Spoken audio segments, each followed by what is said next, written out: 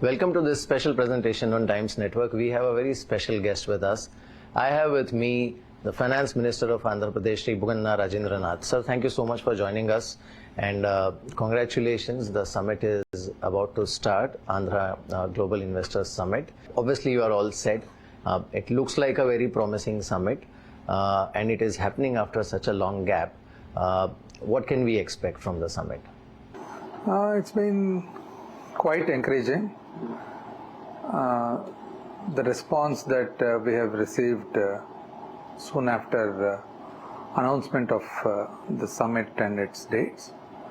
We have done a few road shows within India, the cities of the curtain raiser in Delhi, and then Bangalore, Chennai, then Mumbai, Hyderabad.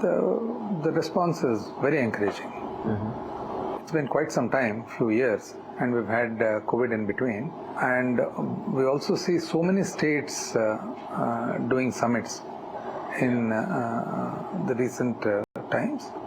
In spite of that, a lot of business houses and industrialists and people who also are sort of participating in various activities outside of actual real business also have been interacting with our government and concerned departments. We're quite pleased with what all has happened till now. Right. Sir, like you rightly mentioned, so many states are actually doing summits, and I think what is critical is the conversion of MOUs into on-ground activity, on-ground setting up of plants, creation of jobs and all. Now, how are you going to achieve that? Because that is very crucial for any state to actually have a successful implementation. So we have observed or rather studied some summits that have happened in the past few years. That is 2015 onwards in our erstwhile government in Andhra Pradesh. And then we also are studying the summits that are taking place in other states too. So we find that there is a lot of focus on the MOUs, which our government and our Chief Minister have thought otherwise. Let us not concentrate on the MOUs, let us not focus on the MOUs, but let us actually focus more on what investment that actually is going to be grounded, likely to be grounded. So we have decided not to be in that MOU race. You observe summits that have taken place in, I wouldn't want to comment about other states, but in the state of Andhra Pradesh in the past, to the period 2014-19, they've had 3. MOUs signed were to the tune of about 18 lakh crores. Correct. But what actually were realized or are being realized is about 1.8 lakh crores, 10%. 3 put together. So we have taken a realistic target of anything above 1.8 to be realized in this particular summit. So 3 summits put together, and not the MOUs, the actual investment that will be realized to be not the MOU here, to be the realization amount here. Understood. So again, that 1.8 is not the MOU here. It is going to be the realization that we plan for this particular summit. Right. Also, what I've observed is, with all the challenges and the kind of competition that states have with each other, Andhra has continued to maintain its lead in terms of its consistent GDP growth. How are you managing that? See, Andhra, the consumption normally is quite good in Andhra. It's a consuming state. And then we have some natural advantages too, in the form of agro and agro-related industry, in the form of aqua-related produce, in the form of livestock. So the agriculture sector, normally the higher GDPs are contributed more by the services and then the manufacturing industry. Very difficult to actually suddenly increase the agriculture sector output. So post reorganization of the state, whether we like it or not, we have become primarily a more agrarian based state. So during the COVID, when 2 years when the manufacturing sectors and the service sectors were really hit hard, the agro was not hit that hard. So that helped Andhra to actually maintain its growth. That is the reason that last year the advance estimates show Andhra as being amongst the, or you can say the highest, fastest growing state. So this primarily can be attributed to the agriculture sector, which is very sound and robust here in Andhra. And I'm sure because it reflects in the policy also, but consciously trying to also focus on other sectors apart from agriculture, because one is in ease of doing business rankings, the state has been topping consistently. Even if you look at the industrial parks or the strategic businesses or industries which are developing in Andhra, maybe going forward, that ratio would change where agriculture will still continue to drive growth, but other sectors will also kick in. So what is your outlook on that? So at the time of reorganization of the state, 2014, the past many decades, various governments and the government's policies were to concentrate most of industrial development and especially the IT services in Hyderabad city. So when we lost Hyderabad to Telangana, so bulk of manufacturing industry and bulk of IT services, I think IT exports to the tune of about 95% were actually with Hyderabad. So we were left with barely 5. So that almost nil. And post reorganization now, it has become incumbent upon us to actually take up or rather restart, re-establish this entire sector now. So this particular, our government and our Chief Minister has decided that Vizag is an excellent place in the present state of Andhra Pradesh to actually make IT industry be established, IT related services to be established, anything to do with fintech to be established, because this requires good connectivity, good telecommunications network, good air connectivity, and more importantly, cosmopolitan nature about the city. So Vizag has all of this and more. And the social life that is very much required for this particular sector to actually thrive is available in Vizag. Therefore, we are now concentrating on Vizag to be the next city to cater to this particular industry. When it comes to manufacturing, we definitely have a plan and a very concrete plan in the form of the port and port-led development. Now, Andhra has a long coastline, and not only long coastline, we have number of ports which are functioning, number of ports which are being constructed, number of harbors, fishing harbors, etc., which are also being constructed. So now you look at it, Andhra ports serve the hinterland of southern Chhattisgarh, Telangana, eastern Karnataka are actually served by Andhra ports. So the ports in Tamil Nadu are sort of busy, and we have 3 big ports in Tamil Nadu, one being Madras, one Ennore, and one Thoothukudi far south. So the Madras ports are sort of very busy right now. Right now, not right now, they're busy because of they've been here. So here in Andhra, now we have this entire development of the port and port-led infrastructure, along with the corridors, the industrial corridors. So we have 3 industrial corridors in the state which no other state can actually boast of. So we have the Vizag Chennai, we have the Bangalore Chennai, and we have the Hyderabad Bangalore. So all of these are connected, very well connected, both by rail and by road, by national highways to the ports. So we see manufacturing industry developing on these corridors based on the port-led advantage, port advantage that is naturally available. So now Andhra becomes the entry-exit to all the ASEAN countries. Correct. So this becomes a big advantage, and any industry that actually has to import to export, and manufacturing industry mostly is about this. So Andhra definitely has a huge advantage because all the ports that we have and the ports that we are developing have very good draft. So it is not that now there are some states with a long coastline, but you don't have that many big ports. Now Maharashtra has a fairly big coastline, but then they have only two big ports, Navsheva and the other JNP. Yeah. This is an advantage which we see will actually help in industrializing our state. Correct. So also what I have observed, I've been visiting the state for quite some time. How are you going to fix the infrastructure in terms of its expansion? Because, to consistently support growth, and especially if you're aspiring to be a gateway to, let's say, ASEAN countries, it needs to have that kind of robust air and land infrastructure, especially air infrastructure in terms of airports expansion and all. Are you expecting some major investments during the summit and otherwise in these sectors? Yeah. Now, Bhogapuram Airport, International Airport, already has been grounded. So this will be one big airport. And then we already have number of airports in the state. We have Rajahmundry, then we have Vijayawada, we have Kadapa, we have Tirupati, we have Kurnool now, state-owned airport.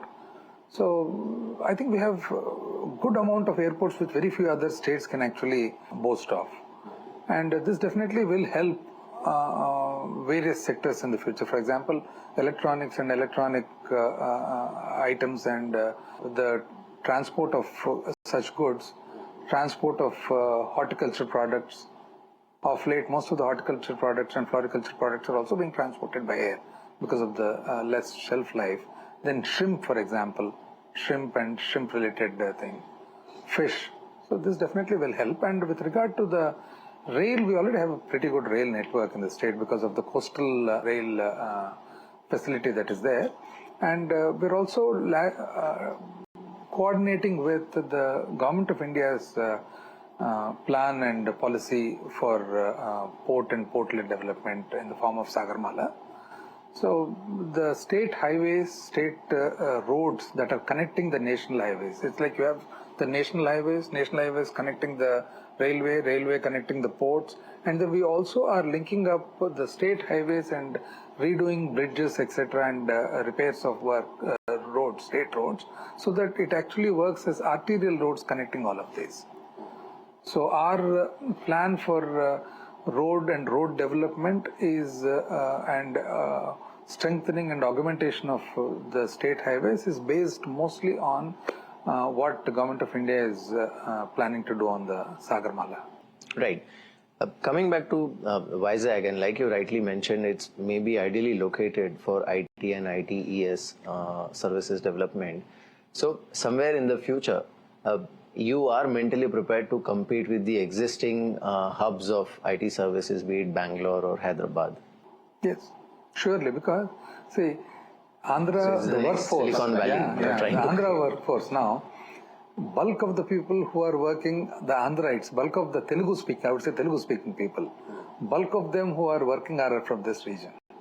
So because of the vast number of engineering colleges that we have had, and also because of the focus that generally people from Andhra Pradesh have put on education and technical education over the past many decades, have, I think, helped the Telugu people, and bulk of them being from this area, to participate and work in the IT and IT related areas.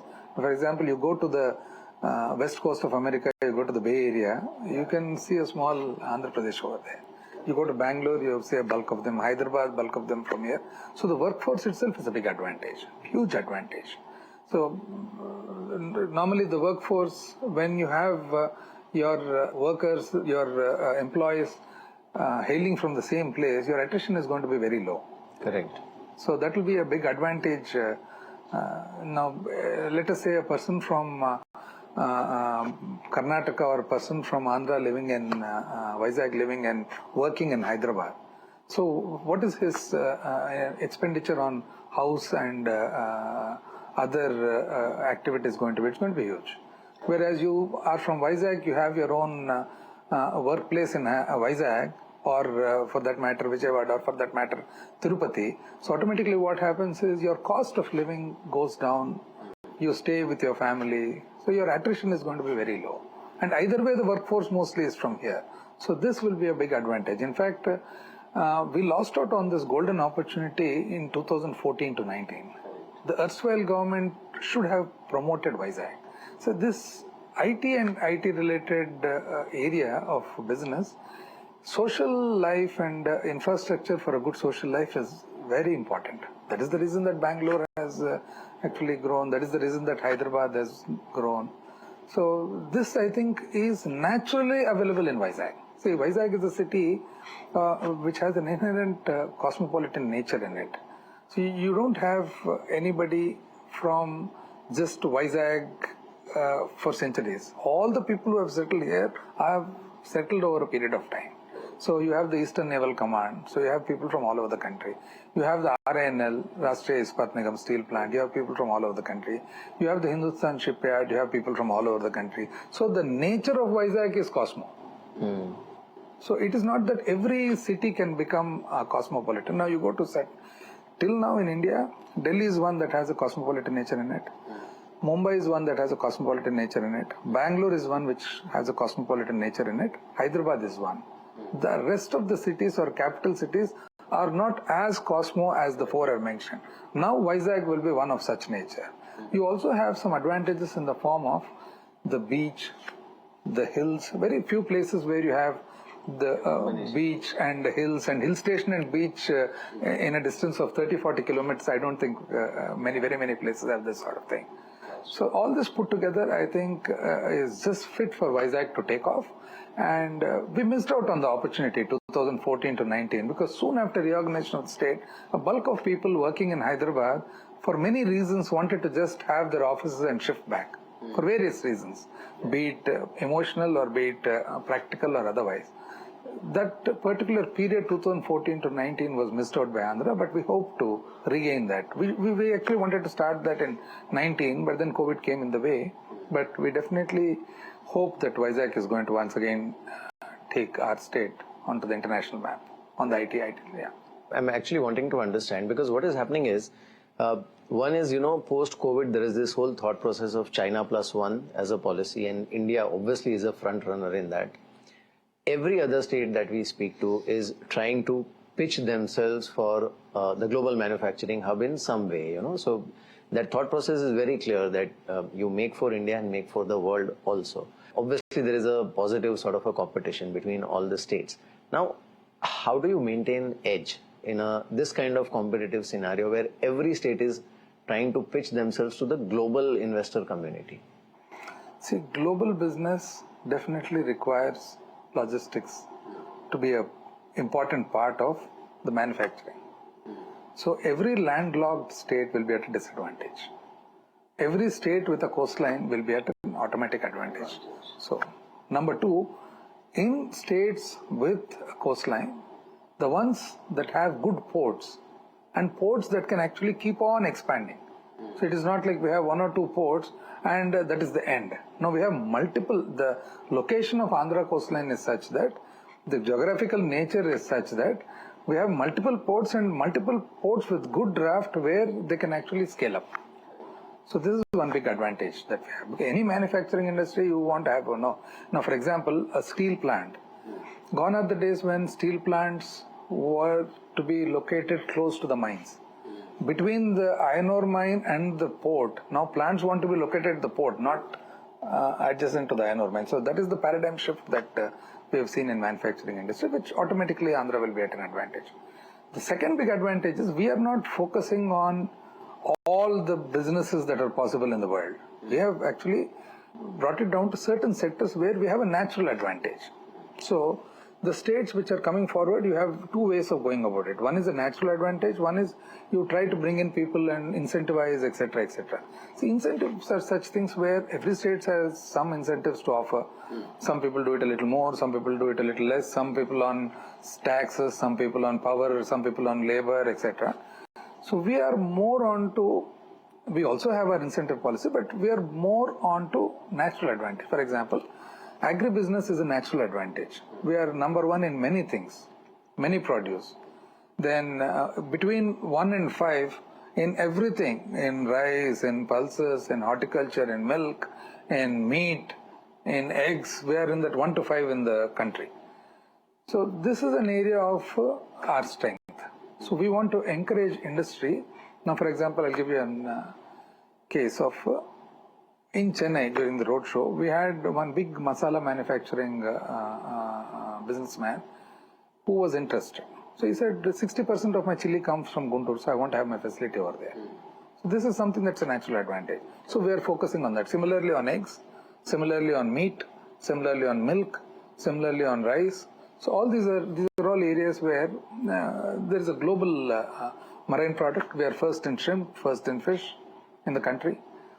And not only just first, we take about 60% of the share of the entire country. So this is one area. Then comes automobile. So automobile, again, you have an entirely automobile related and advantageous ecosystem in our southern part of Andhra Pradesh in the form of Kia and in the form of course our Sri City, etc., where we have close proximity to Chennai, to Bangalore, to Hyderabad. It is almost like outskirts of Bangalore is Andhra, outskirts of Chennai is Andhra. So this again becomes a natural advantage where you already have an ecosystem and there is much more space for more. Now there are cases when there is an ecosystem but you don't have the land or the space. We have a huge land bank too. So in the sense, post reorganization of the state, we have identified and earmarked large chunks of land, close to about 150,000 acres, out of which 50,000 is in the form of industrial estates that are developed or being developed all along the corridors, which are linked again to the ports and highways, etc. This again is a natural advantage. So we are looking at areas where you have an advantage in the form of logistics, in the form of workforce, in the form of raw material, in the form of market. So these are all the natural advantages which will not or may not be available to all the states. It is we have to tap it. It almost sounds like the incentivization is being done keeping in mind the employment potential. That sounds very encouraging. Sir, thank you so much for joining us and wish you all the best for the summit. Thank you, sir.